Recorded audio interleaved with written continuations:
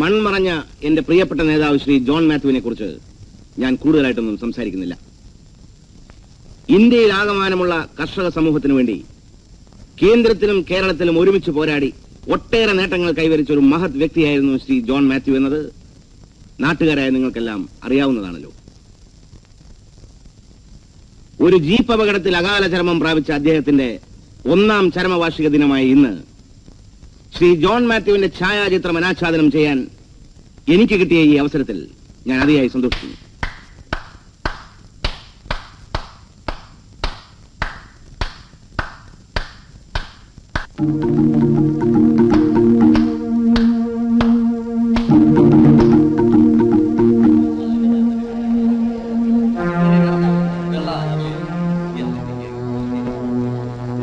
ഇനിയും പല മാന്യ വ്യക്തികളും ഇവിടെ സംസാരിക്കാനുള്ളതുകൊണ്ട് ഞാൻ കൂടുതലായി നീട്ടുന്നില്ല.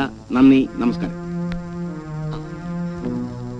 അടുത്തതായി പാർട്ടിയുടെ സപ്തനാഴിയും ഉപദേശകനുമായ ശ്രീമാൻ TC ചാക്കോച്ചൻ.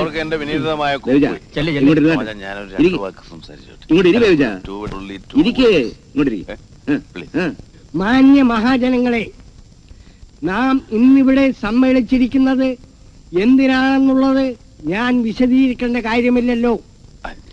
നാം എല്ലാം ദുഃഖിക്കുന്ന ഈ സന്ദർഭത്തിൽ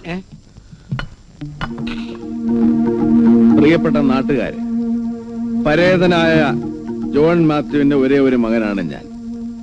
ഞാനിപ്പോ മദ്യപിച്ചിട്ടുണ്ട്, ക്ഷമിക്കണം. ശ്രീമാൻ മന്ത്രി അദ്ദേഹം, അത് നമ്മുടെ തോമാച്ച്, പറയാൻ വിട്ടുപോയ ചില കാര്യങ്ങൾ ഓർമ്മിപ്പിക്കാനാണ് ഞാൻ വന്നിരിക്കുന്നത്. ഞാൻ നേരത്തെ പറഞ്ഞല്ലോ, ഞാനൊരു അല്പം കഴിച്ചിട്ടുണ്ട്, നിങ്ങൾ ക്ഷമിക്കണം. ഓഡിയൻസിന് ഫേസ് ചെയ്യാൻ ഒരു ധൈര്യം കിട്ടാൻ വേണ്ടിയിട്ടാണ്. സഭാമ്പന്മാർ നമുക്ക് അടുത്ത ചരമദിനത്തിന് ഇത് എന്റെ നാടാണ്, എന്റെ നാട്ടുകാരാണ്, അവർക്കറിയായിരുന്നു.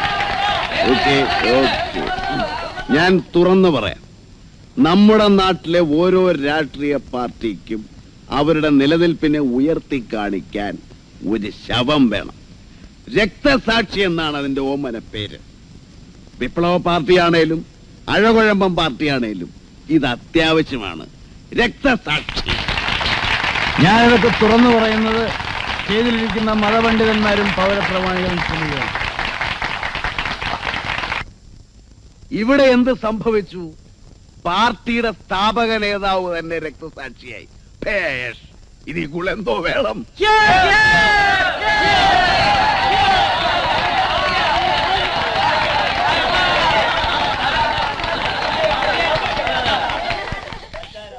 മന്ത്രി തോമാച്ചനടക്കമുള്ള ആളുകൾ അത് പറയാൻ വിട്ടുപോയി. ഇനി പാർട്ടിക്ക് 8-10 കൊല്ലത്തേക്ക് രക്തസാക്ഷിയുടെ ആവശ്യം വരികയില്ല.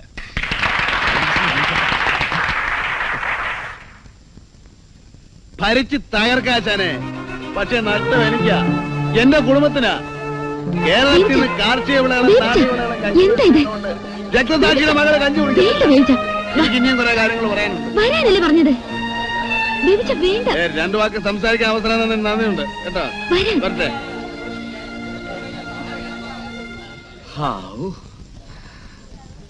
ചാക്കോച്ചൻ വീണ്ടും നിങ്ങളോട് സംസാരിക്കുന്നതാണ്. വേണ്ടെങ്കിൽ വേണ്ട.